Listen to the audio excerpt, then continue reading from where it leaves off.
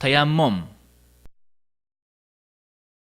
علما در کتاب‌های فقه نسل به نسل همچنان تأکید نمودند که شریعت هیچ چیز را بدون صحبت از آن نگذاشته تا مسلمان را در چارچوب وسیعی از احکامی که زندگیش را بدون حیرت و تردد روشنی می‌بخشد قرار دهد. یکی از دلایلی که علما بر قاعده یاد شده بنا کرده اند در مورد تیمم مجسم می‌گردد، زیرا که به جای وضو و غسل در هنگام نبودن آب به کار می رود و تیمم در کتاب‌های لغت به قصد و توجه به سوی چیزی تعریف شده است، در حالی که شریعت چنین تعریف می کند: مسح روی و دستان با خاک پاک به غرض طهارت. الله تعالی فرموده است: آب را پیدا نکردید پس تیمم کنید به خاک پاک، مسح کنید از آن به روحایتان و دستهایتان. سوره مائده آیه 6. نبی اکرم صلی الله علیه و سلم فرمودند: 5 چیز به من عطا شده که به کسی پیش از من داده نشده. با بیم و هراسی بر ضد دشمن کمک شدم که مسافتش مسیر 1 ماهه راه می باشد. زمین برایم مسجد و پاک گردانیده شده. پس هر یک از امتم را وقت نماز برسد باید که نماز بخواند. روایت بخاری. تیمم واجب است هنگام نبودن آب و یا هنگام مشکل بودن استعمال آب برای آنچه که طهارت واجب می باشد، مانند نماز. تیمم مستحب است برای آنچه که طهارت مستحب است، مانند قرائت قرآن. و تیمم مشروع شده هنگام نبودن آب به دلیل فرموده الله متعال: آب را پیدا نکردید پس تیمم کنید به خاک پاک، مسح کنید از آن به روحایتان و دستهایتان. مائده 6. انسان باید برای یافتن آب جستجو کند، ورنه شامل کسی که آب نیافته نمی باشد. همچنین تیمم جایز است هنگام ناتوانی استعمال آب، هرچند که آب موجود باشد، مانند بیمار و یا بزرگسالی که نمی تواند حرکت کند و کسی هم نیست که وی را در وضویش او را یاری دهد. همچنین تیمم جایز است هنگام بیم ضرر از استعمال آب که مبادا بیماریش افزایش یابد و یا بیم ضرر از شدت سرما، به دلیل فعل عمرو بن عاص رضی الله عنه آنچه که ثابت شده که در سرمای شدید تیمم کرد و با همراهانش نماز خواند.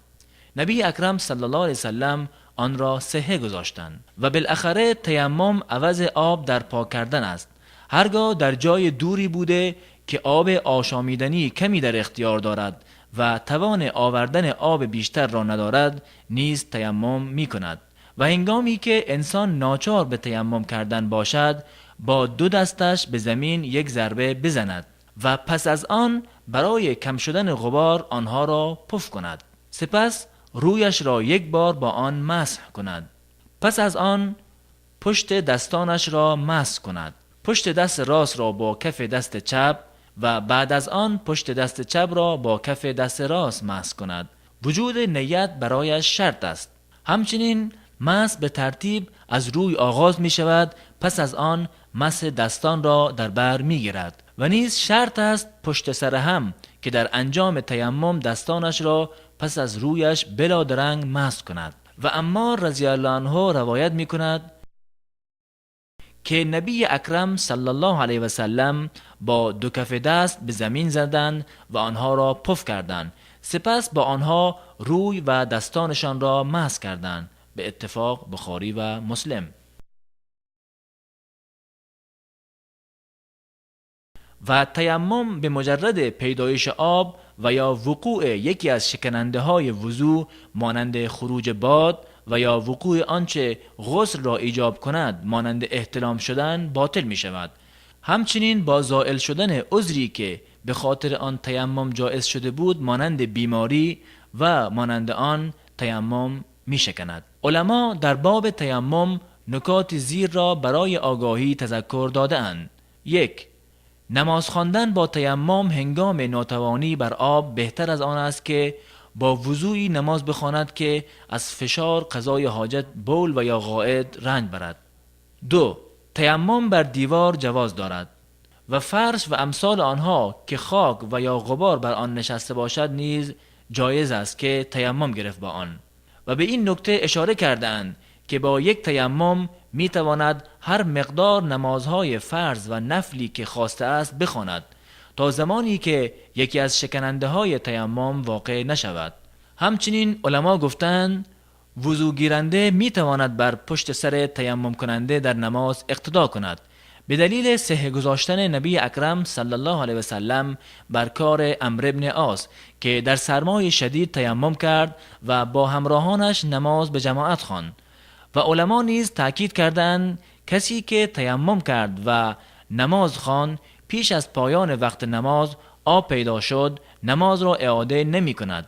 از ابی سعید خدری رضی الله عنه نقل شده که فرمود دو مردی به سفر برآمدند. وقت نماز فرا رسید.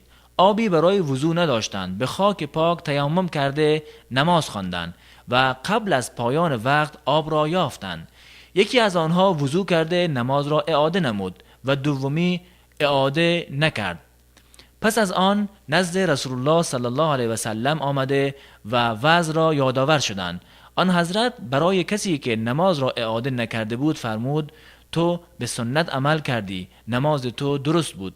و برای کسی که وضو کرده نمازش را نیز اعاده کرده بود فرمودند برای تو 2 پاداش است، به روایت ابو داود. و هر که تیمم کرد در اثنای نماز و یا قبل از آن آب پیدا شد باید که با آب وضو بگیرد به دلیل فرموده نبی اکرم صلی الله علیه و سلم خاک پاک برای مسلمان طهور است اگر 10 سال هم آب را نیابد. اگر آب را پیدا کرد باید مواضع وضوی پوستش را ترک کند، این کار برایش بهتر است، به روایت ترمذی. و هیچ چیزی مانع نماز مسلمان نمی شود تا نماز را از وقتش تأخیر کند. اگر آب برای وضو نیافت و یا از استعمال آن عاجز بود تیمم می کند. اگر از تیمم کردن هم عاجز شد بدون طهارت نماز می خواند.